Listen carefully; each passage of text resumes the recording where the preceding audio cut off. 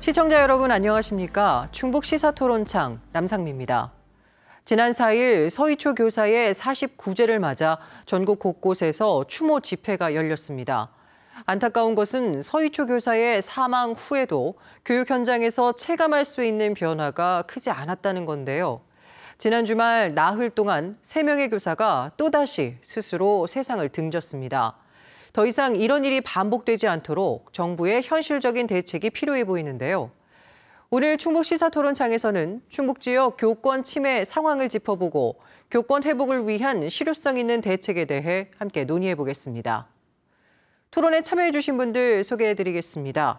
문종민 전교조 충북지부 초등위원장 나오셨습니다. 안지영 변호사 나오셨습니다. 조장우 평등교육 실현을 위한 충북 학부모회 사무국장 나오셨습니다.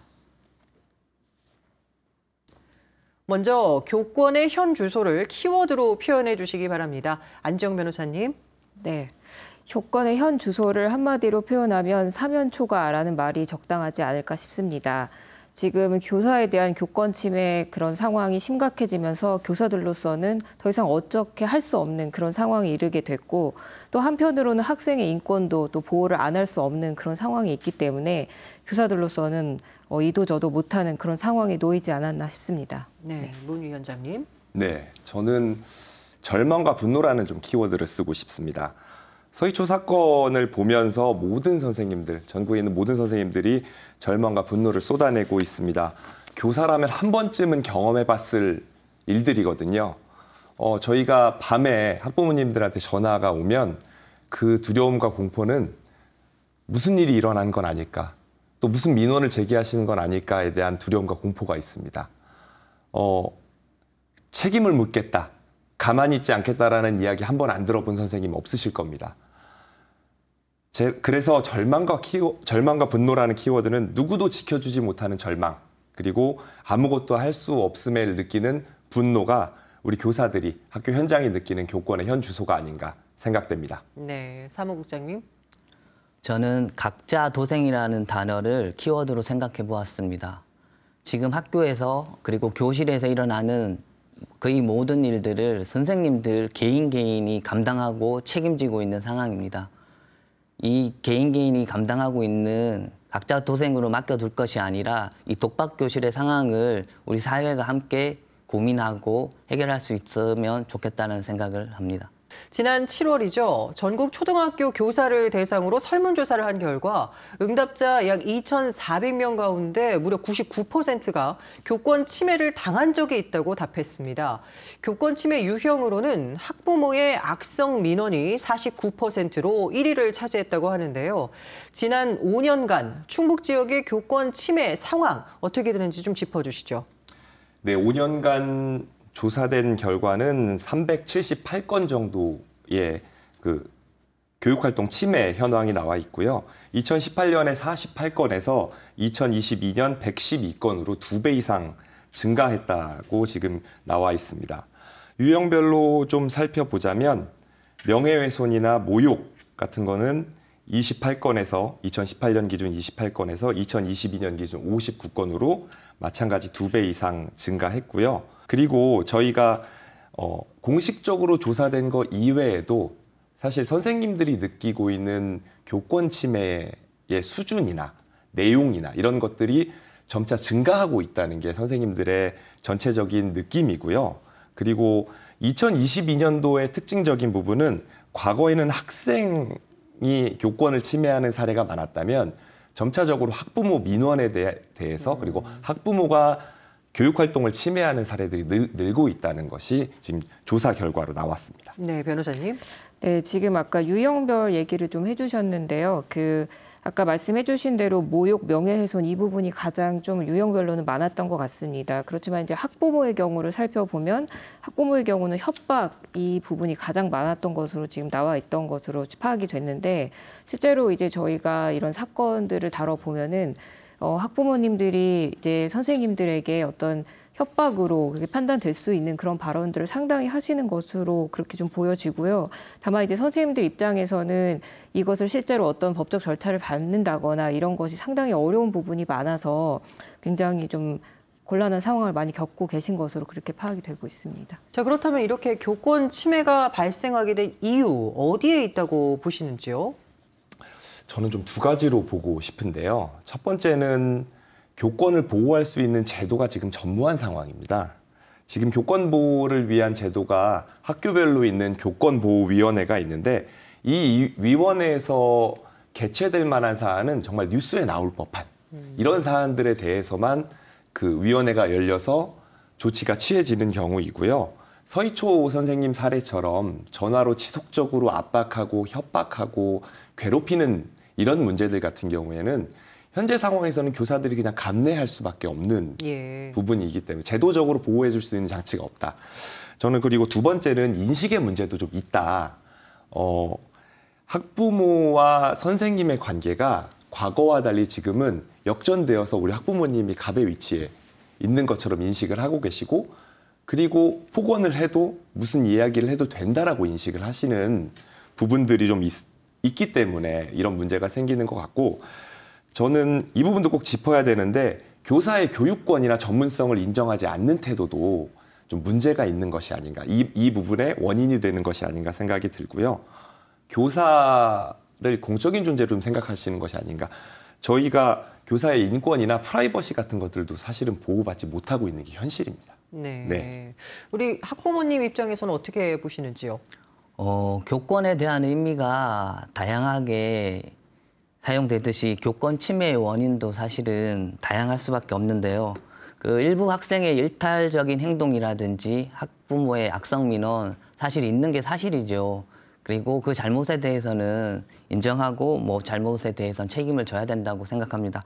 하지만 무엇보다 지금까지 방관해왔고 그리고 대책을 세우지 않았던 교육 당국의 책임이 저는 가장 크다라는 생각을 합니다.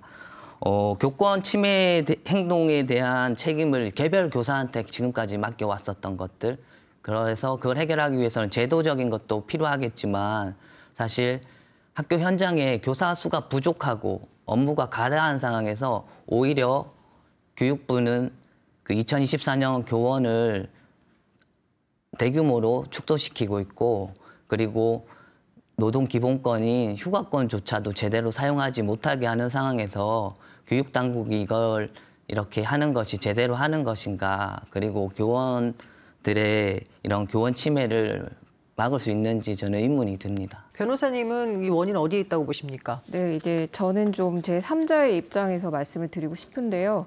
이게 좀 아이러니하게도 이제 교사와 학부모 또 학생 사이의 어떤 소통이 부재가 되면서 이런 문제가 발생하는 부분이 있다고 좀 생각이 들고 있습니다.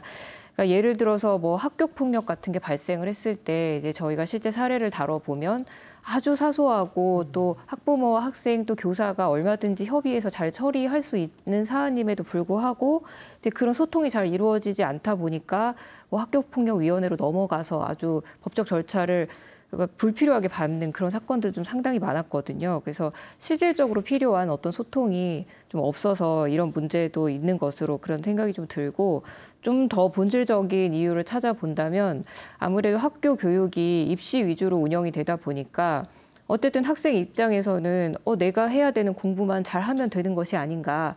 굳이 선생님이 나한테 이런 지적을 하고 어떤 가르침을 굳이 이런 걸 받아야 되나 이런 생각이 있다 보니까 전반적으로 이루어져야 하는 어떤 교육에 있어서 그런 부분이 잘 이루어지지 않는 부분이 있다고 그렇게 생각이 좀 들고 있습니다. 교권을 회복하기 위한 대안을 찾아가는 과정에서 드러난 큰 이슈 중에서 쟁점 사항 먼저 알아보겠습니다. 먼저 학생 인권 조례에 대해 알아볼 텐데요. 전국 17개 광역자치단체 중 6개 시도에서 현재 시행 중인데요. 교권 회복 대책을 마련하는 과정에서 학생 인권 조례 재정비에 대한 의견이 검토되고 있는데요. 이 부분은 어떻게 생각하시는지요? 서희초 사건이 일어나고 나서 경찰이 제일 먼저 발표했던 내용이 과도한 업무와 민원이라고 이야기를 했는데요. 이 사건이 일어나고 나서 정치권이 제일 먼저 한 얘기가 학생 인권 조례를 폐지하거나 수정해야 된다는 내용이었습니다. 앞뒤가 맞지 않는 내용이에요. 학생의 인권을 보장하면 교권이 없어지냐, 교권이 뭐 무너지는 거냐, 이 부분에 대해서는 이 두 개가 반대의 개념이 전혀 아니거든요. 네. 그러니까 교권도 보호하고 학생의 인권도 보호해야 되는 이 두 가지를 같이 할 수 있는 방법과 대안을 제시해야 되는데, 교권을 살리겠다고 학생의 인권을 다시 이렇게 눌러버리겠다는 건지. 지금 학생 인권 조례 중에서 사실은 가장 문제가 되고 있는 것들이 몇 가지가 있는데, 대표적으로 뭐 외모나 차별금지 조항, 뭐 지금은 많이 없지만 과거에는 문제가 됐던 학생 체벌 문제, 이런 것들이 조금 가장 논의가 되고 있고 문제가 되는 부분인데, 혹자들 이렇게 얘기합니다. 여론을 좀 호도하시는 분들이 학생 인권 조례 때문에 아이들이 뭐 건방져져서 교사를 우습게 하는 거 아니냐, 버릇이 없어져서 우습게 하는 거 아니냐라고 이야기를 하시는 분들에게 제가 반대로 말씀드리면, 교사를 안 우습게 보게 하기 위해서 학생들을 체벌하고 뭐 한 20년, 30년 전처럼 머리를 빡빡 깎게 하고, 그리고 성적으로 아이들을 차별해야 되는지. 그러니까 이게 반대 개념이 전혀 아닌데, 학생 인권 조례 때문에 교권이 침해되는 것처럼 언론과 그 정치권이 좀 호도하고 있는 것이 아닌가. 저희가 이제 후수를 나중에도 다른 질문에 대해서 후수를 하겠지만, 저희의 요구는 간단합니다. 교권을 보호할 수 있도록 교권을 보호하는 제도와 장치를 마련해주고 문화를 바꾸자라는 건데, 학생의 인권, 저희가 지금 집회를 가더라도 학생 인권 조례 폐지해야 된다, 학생 인권 때문에 문제가 된다는 이야기를 하시는 선생님들은 거의 없어요. 예. 네, 본질 자체가, 방향 자체가 잘못된 이야기다라고 저는 생각이 듭니다. 네, 변호사님은 어떻게 생각하시는지요? 네, 지금 이제 재정비에 대한 의견이 나오면서 일단 학생 인권 조례라는 이 제목을 학생의 권리와 책임에 관한 조례, 이렇게 바꾸는 방향으로 얘기가 나오고 있습니다.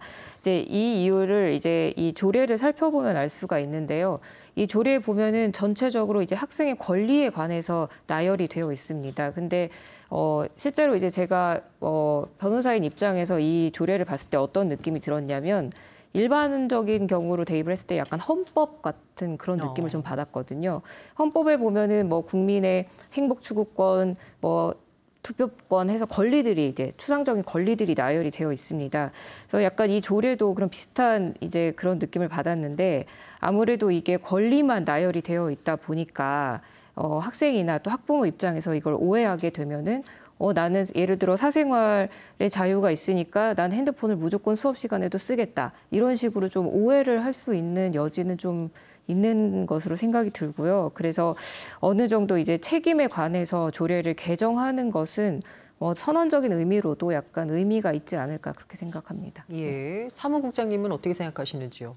사실 학생인권 조례 그 자체의 내용을 뜯어보면 금방 변호사님 말씀하셨듯이 권리가 많이 나와 있습니다. 하지만 거기에 대한 책임도 나와 있고, 그 권리라는 것이 우리 누구나 당연히 누려야 할 그 인권적인 내용들, 그런데 지금까지 학교에서 학생들이 그걸 보장받지 못했고 그걸 누리지 못했던 것들을 규정한 것이고, 사실 지금 6개 내지 7개 지역에서만 학생인권 조례가 제정되어 있기 때문에 그건 지극히 일부이고, 우리 충북에도 학생인권 조례는 없는 상황이고, 그리고 그 학생인권 조례가 생겨서 문제가 생겼다라는 이런 것들 진단이 나오려면 그 학생인권 조례가 있는 시도 지역이 없는 지역보다 인권 침해가 심한지 확인해 보면 되는 것이고, 그리고 학생인권 조례가 제정된 곳에서는 전과 후를 비교해 보면 되는 것인데, 그 다 두 가지를 비교해 봤더니 사실 그게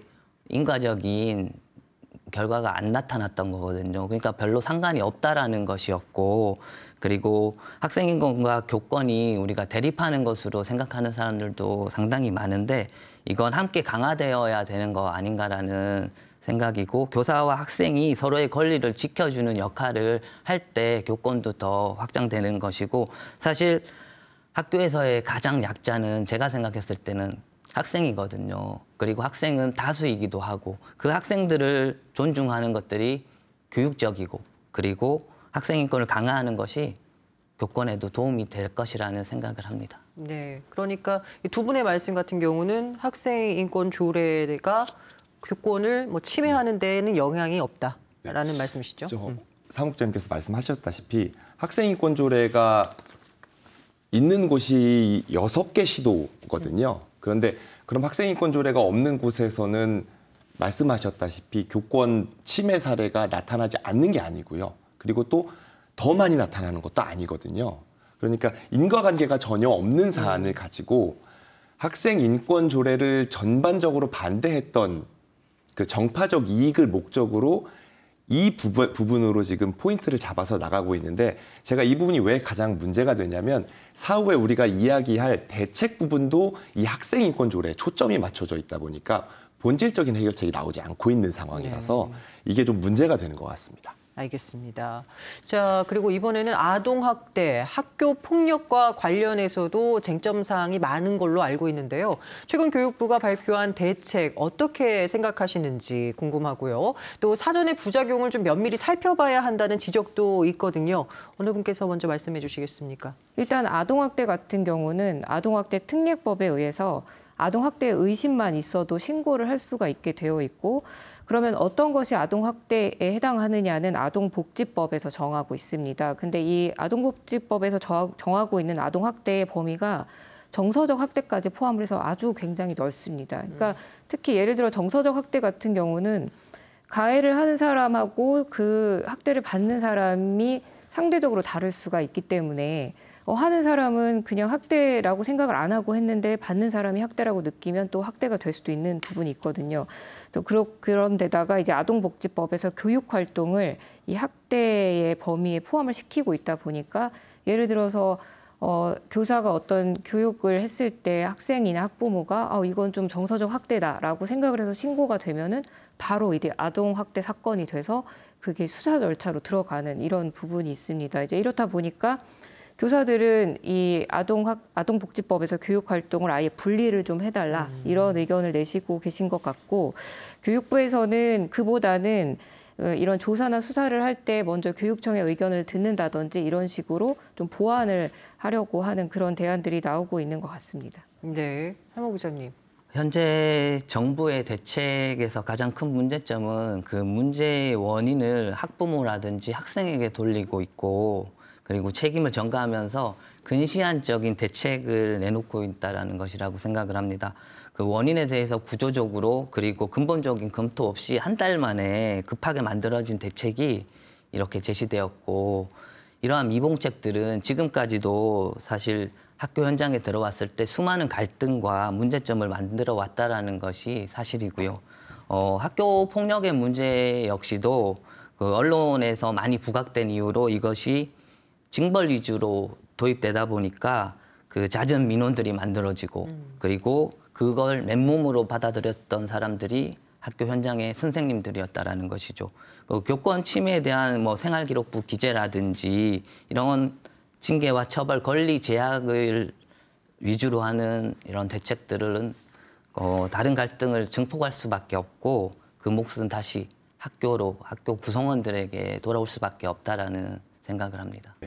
아까 말씀하신 그 생활기록부 기재, 교육활동 침해 학생의 생활기록부 기재 같은 경우에는 사실 유치원이나 초등은 크게 관계가 없는 내용이거든요. 이게 이제 생활기록부 기재라는 게 이제 중고등학생들한테 좀 감정적으로 다가올 수 있는 내용이기는 한데 지금 가장 고통스러워하시는 분들이 사실 유치원 선생님들이세요. 민원이 가장 많기도 하고요. 그다음에 이제 초등 이렇게 넘어가게 되는데 실효성이 전혀 없는 대책들이 지금 몇 개가 나와 있는 상태이고요. 이제 무고성 학대 신고 같은 경우에는 우리 시청자분들께서 절차를 잘 모르실 수 있는데 일단 변호사님께서 말씀하셨던 대로 신고가 들어가면 즉시적으로 직위해제가 돼야 됩니다.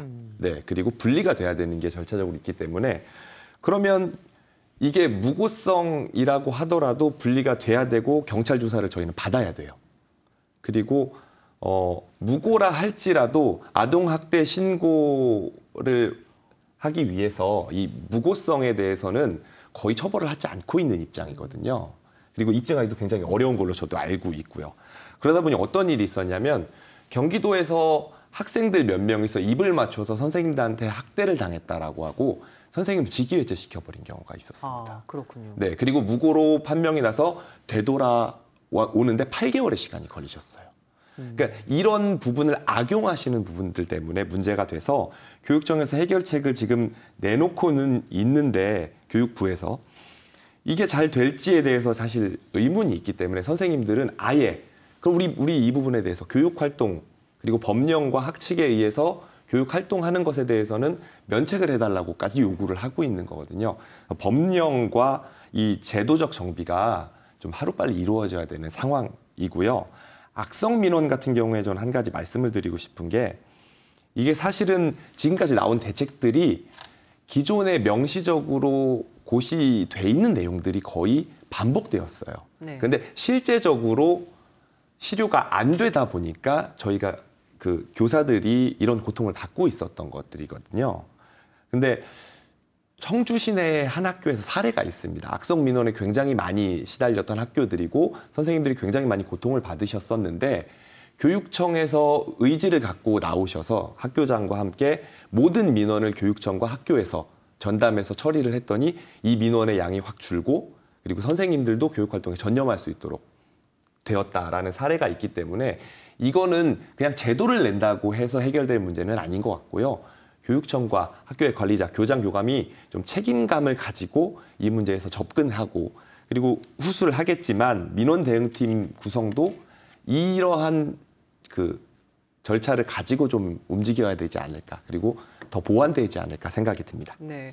자, 최근 교육부가 교권 학습권 보호 방안 등을 발표했습니다. 개요를 좀 짚어볼 텐데요.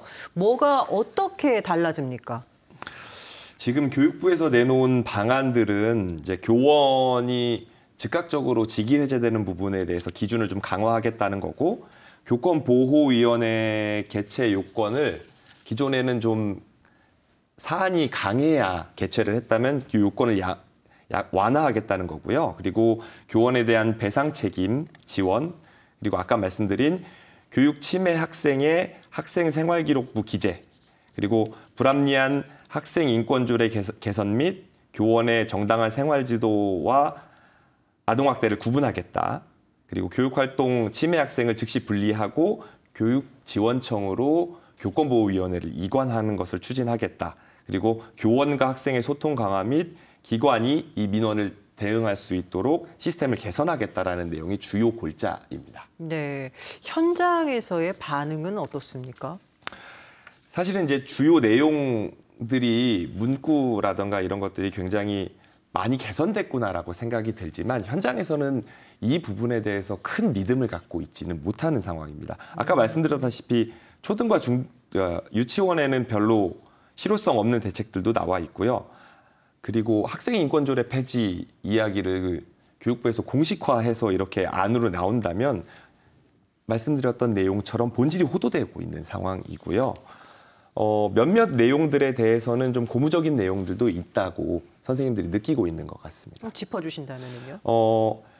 저희가 지금 아동학대와 범죄와 생활지도의 내용을 좀 분리하겠다라고 교육부에서 의지를 갖고 있는 내용이라던가 아니면 교권보호위원회를 강화하고 이걸 교육지원청으로 이관하겠다라는 것 그리고 학부모의 민원 처리 과정을 재정비하겠다라는 건 되게 고무적으로 느끼고는 있는데 그 외의 내용들이 현실성이 전혀 없는 내용들이 아니냐 좀 부족하다라는 게 일단 현장의 반응은 그렇습니다. 알겠습니다.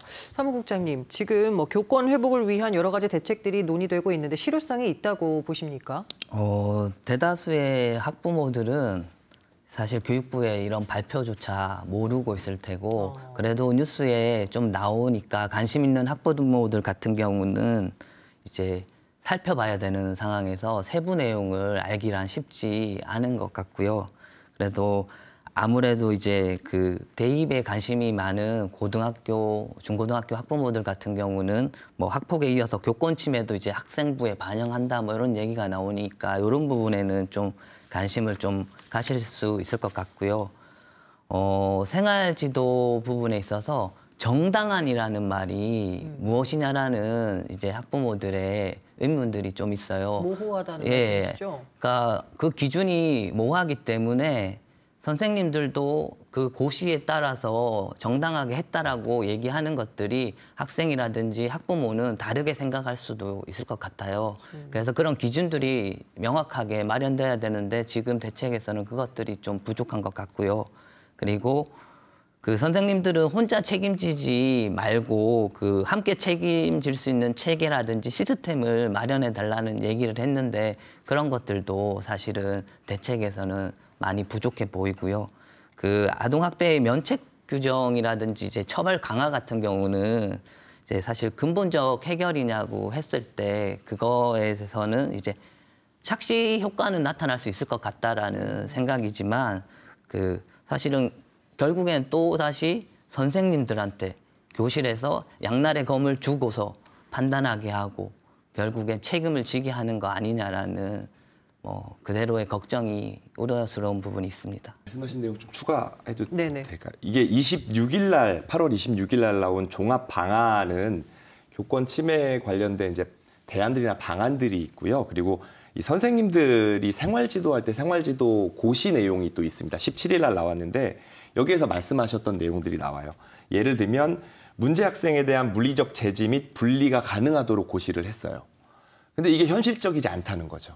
물리적 제지를 어디까지 할 것인가? 어느 만큼 문제 행동이라던가 그 교실 안에서 상황이 생겼을 때 물리적 제지가 가능한 것인가? 그리고 물리적 제지를 한다는 것 자체가 이 인권 침해 요소도 있고요. 예. 역으로 이게 가능하니까 교사들이 그 물리적 제지를 한다라고 하면 또 신고와 고소들이 또 교사들에게 들어오겠죠. 그러면 교육부에서는 말도 안 되는 대책만 내놓고 교사의 책임으로 넘기게 되는 상황인 거예요. 그러니까 종합 방안의 내용들, 문구들은 좋고 그리고 생활지도 고시 내용은 교사들을 지금 당장은 눈앞에서 달랠 수는 있겠으나 현실적으로 어느 교사가 물리적 제지가 앞으로 가능하니까 물리적 제지를 하겠습니까? 현실적으로 어려운 내용들이 좀 다소 포함되어 있다라고 좀 설명을 드리겠습니다. 지금 이제 교육부가 발표한 교호 방안 중에 이제 몇 가지를 좀 살펴보면 그 아동학대 신고 시 조사 전에 교육청의 의견을 의무 청취하도록 그렇게 되어 있는 부분은 상당히 의미가 있을 것으로 생각이 되고 있습니다. 예를 들어 지금 이제 일반적으로 이루어지고 있는 아동학대 신고와 수사 절차를 살펴보면 아동학대를 신고가 되면은 그 관련 수사를 일단 담당 구청 공무원이 CCTV 등을 확보를 해서 일단 판단을 하게 됩니다. 근데 이 과정에서 예를 들어서 일반적인 경우는 좀 다를 수 있겠지만 이제 학교에서 교육 활동 중에 일어난 어떤 아동학대 의심 사례를 이제 완전한 제3자가 본다는 것이 물론 객관성을 담보할 수 있는 부분이 있긴 하지만 어떻게 보면 또 그 현장에서 그 당시 상황이 전혀 반영되지 않을 수가 있다 보니까 아까 말씀드린 대로 여기에 이제 아동학대 개념이 아주 넓다 보니까 보고서 이 정도면 아동학대가 맞겠다라고 해서 이제 의견을 붙여서 수사기관으로 넘어가면은 결국에 검찰에서 혐의 없음 뭐 결정을 받기 전까지 아니면 법원으로 가서 무죄 판단을 받기 전까지는 이 교사들이 계속해서 이 수사 절차에 참여를 하고 또 어필을 하고 이런 상황이 되는 것이거든요. 그래서 아마 당초에 이제 아동학대 신고가 있었을 때 교육청에서 이 부분에 관해서 아동학대인지 아닌지에 관해서 의견을 의무적으로 이렇게 주도록 이렇게 하는 부분은 좀 무분별한 이 아동학대 판단을 조금 낮출 수 있는 이런 부분이 있다고 좀 생각이 들고 있습니다.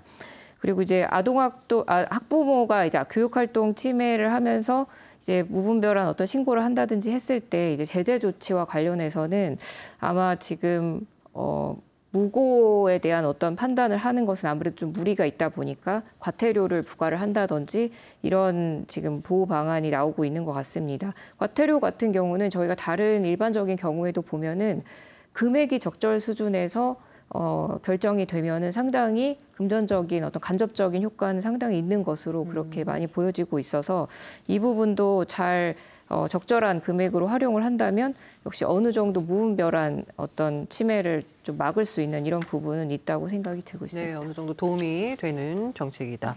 자, 그밖에 이 교권을 회복하기 위해 필요한 점, 그리고 꼭 뭐 바꿔야 하는 점, 또 부족한 점 이런 것들을 좀 한번 짚어보도록 하죠. 일단 뭐 법적인 부분부터 좀 알아볼까요, 변호사님?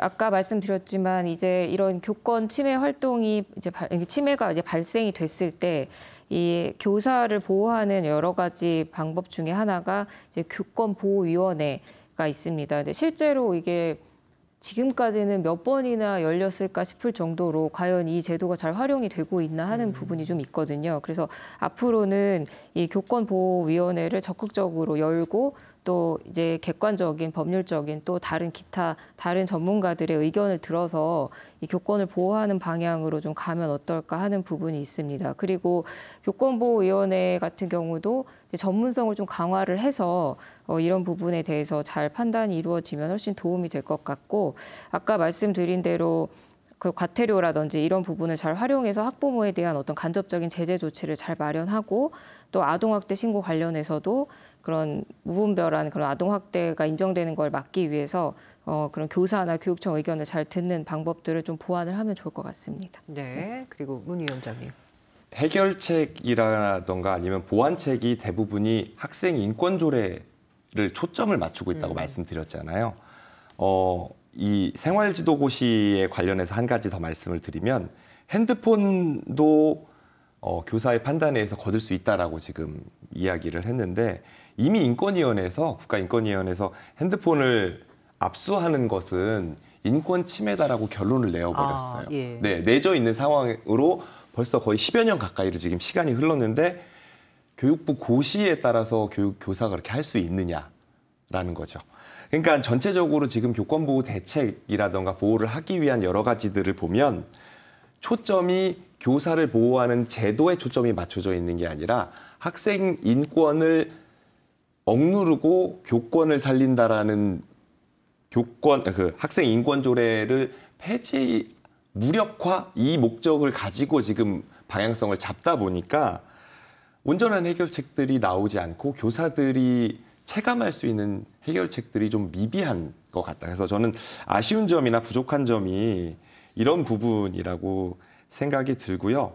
그리고 저는 또 하나 말씀을 드리고 싶은 거는 그 악성민원, 아까 그 청주시에 있는 모 학교 사례를 말씀드렸는데, 그 기관에서, 교육청에서, 교육부에서 의지를 가지고 지원을 한다면 충분히 해결될 수 있는 문제들을 이제까지 손을 놓아놓고는 제도를 만들어주겠다, 당장 뭐 아동학대와 관련돼서 무엇을 해주겠다라고 뒤늦게 다 놓아놓고 모든 고통은 다 받은 상태에서 이제 와서 대책을 내놓는다는 것이 참 안타깝고, 본질적인 부분에서 교육부가 대책을 좀 내놔서 지원을 적극적으로 하고 책임 소재를 명확하게 해서, 아까 우리 사무국장님이 말씀하신 대로 진짜 각자 도생의 교사에 놓여 있는 이 상황을 교육부와 교육청이 적극적으로 이걸 좀 보호해 주셨으면 하는 마음으로 아쉬운 점이나 부족한 점을 이야기하겠습니다. 네, 우리 사무국장님은요? 저는 이런 중요한 교권에 관한 대책들을 마련하는 데 있어서 사실 학부모라든지 학생의 의견은 전혀 반영이 되었지 않았고, 그리고 교원 역시도 급하게 만들다 보니까 선생님들의 의견 역시도 제대로 반영이 안 된 것 같아요. 그러다 보니까 그냥 문제 있는 것들이 그대로 다시 재현되고, 그리고 실질적인 근본적인 대책들이 나오지 않는 것 같고요. 그리고 지금 벌써 9월 1일부터 고시가 이제 시작이 되었는데 그걸 모르는 사람들이 너무 많다라는 거죠. 그렇다면 그 학교 현장에서 혼란은 불보듯 뻔하고, 그런 것들을 우리 교육 당국이 제대로 마련해 나가고 준비해 나갔으면 좋겠습니다. 네, 고시대로 활동을 했다가는 또다시 뭐 고소를 당할 수도 있는 상황이고요. 그렇죠. 그게 현재 교실인 거잖아요. 네, 그렇습니다. 알겠습니다. 자, 최근 충북에서도 교권보호 조례 제정을 추진하고 있는 것으로 알려졌는데요. 어떻게 생각하십니까? 제가 자꾸 부정적인 얘기만 해서 좀 죄송한데 이미 10개 시도에서 교권보호 조례가 있었습니다. 그런데 똑같은 상황이 계속 반복되었던 것들이고요. 이것을 추진하는 것이 좀 선언적인 의미에 지나지 않는 거 아니냐라는 좀 생각이 듭니다. 그래서 실질적인 내용들, 아주 세세하고 촘촘하게 조례를 만들지 않으면 그냥 단순히 이렇게 얘기하기 좀 그렇지만 도의원, 시의원들의 의정활동에 지나지 않을 수도 있겠다 생각이 들고요. 그래서 저희가 꼭 좀 담아야 되는 것들이 좀 있다. 네, 그런 내용들이 대표적으로 이제 교육활동 침해에 관련된 이제 지원단을 만든다거나 아니면 교원의 사생활 보호에 대한 내용들을 좀 추가하고 특히 이제 최근에 많이 나오는 얘기인데 민원 응대 창구, 민원 대응팀에 대해서 일원화해서 이 책임 소재를 명확하게 학교장이나 교육청으로 명확히 해야 되고 그리고 영상이나 음성 이런 그것들이 기록될 수 있는 장비 그리고 이런 시설들이 있는 공간들이 꼭 필요하고요. 그리고 악성 민원을 대응하기 위한 지원 체계들, 네, 교육부, 정부서부터 시작해서 일단 교사까지, 말단 교사까지 내려올 수 있는 이 지원 체계들이 명확하게 마련되어 있는 조례안이 이런 내용들이 포함되어 있는 조례안이 있어야 실효성을 좀 거둘 수 있지 않을까. 저는 그렇게 생각이 듭니다. 예, 변호사님은 어떻게 생각하시는지요? 네, 아까 문 위원장님이 말씀해 주셨는데 지금 충북 같은 경우는 학생 인권 조례를 채택하고 있지 않은 상태입니다. 근데 이 상태에서 아무래도 교권 침해가 너무 많이 발생을 하다 보니까 이제 교권 보호 조례를 지금 제정을 하겠다고 이제 발의를 하겠다는 그런 기사가 있었던 것 같은데요.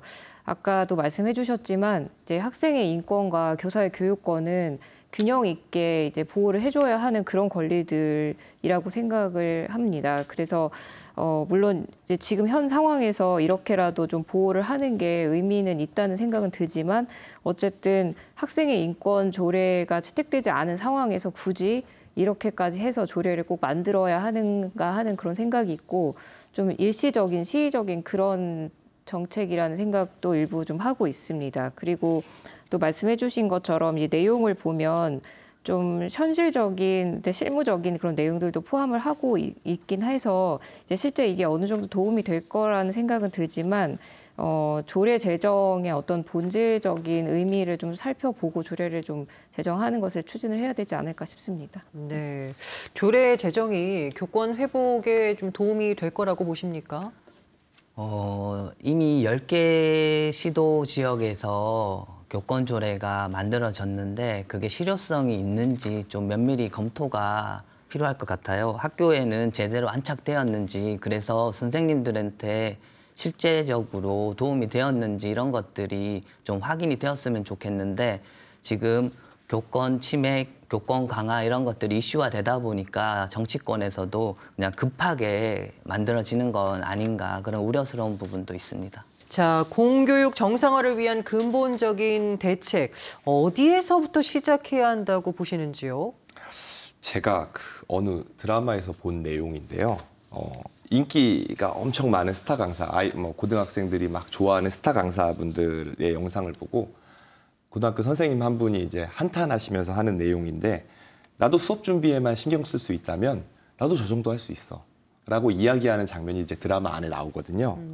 근데 저는 이 장면이 공교육의 문제점을 보여주는 아주 여실하게 보여주는 장면이 아닌가 좀 생각이 들었습니다.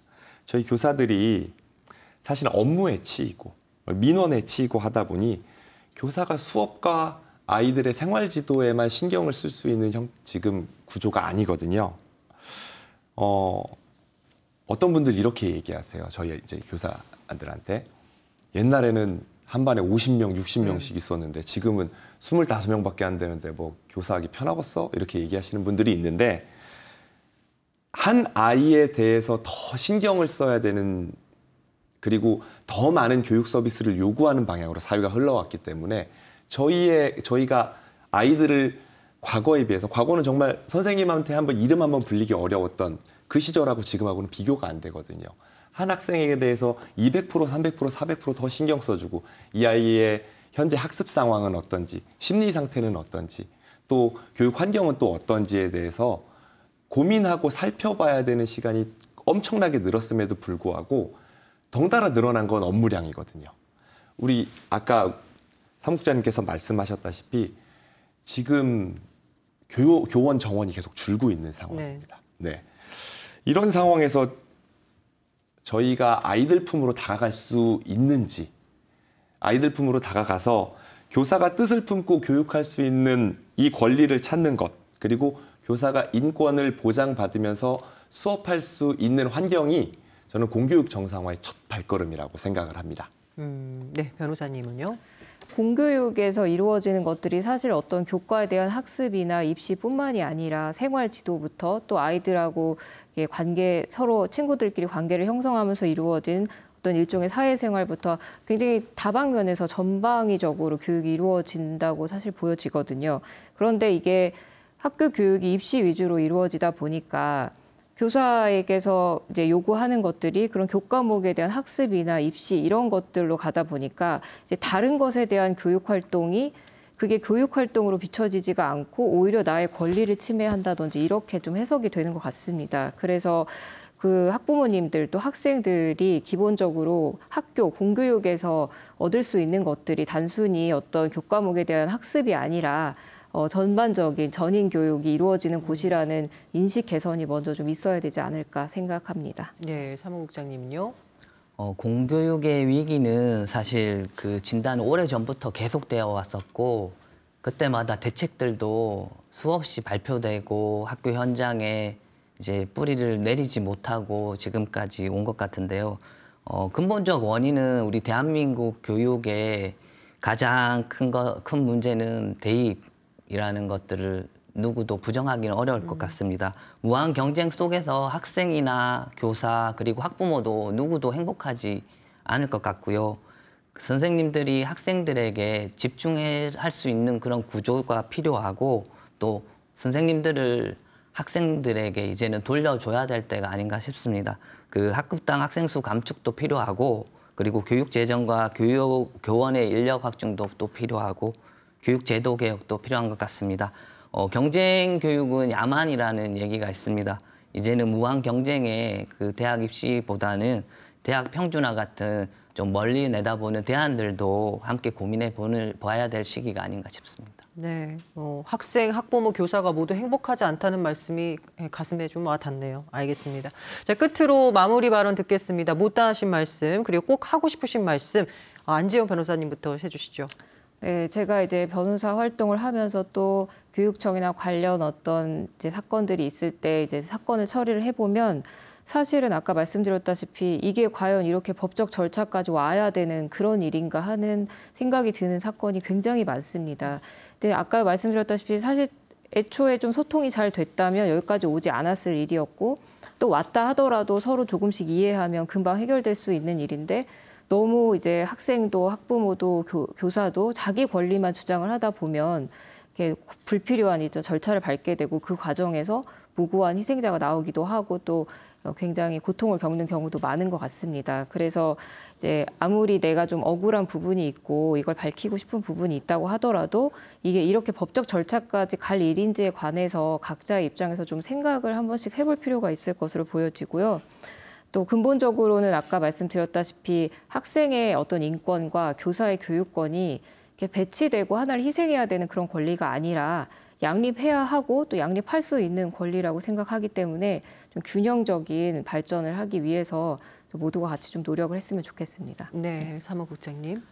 요즘 학교 선생님들도 많이 힘들지만 사실 악성 민원의 주범이 되고 그리고 그 학생들 또 걱정을 하는 학부모들도 사실 많이 힘든 상황입니다. 그리고 그 안에서 학생들도 마찬가지로 어려운 상황인 것 같습니다.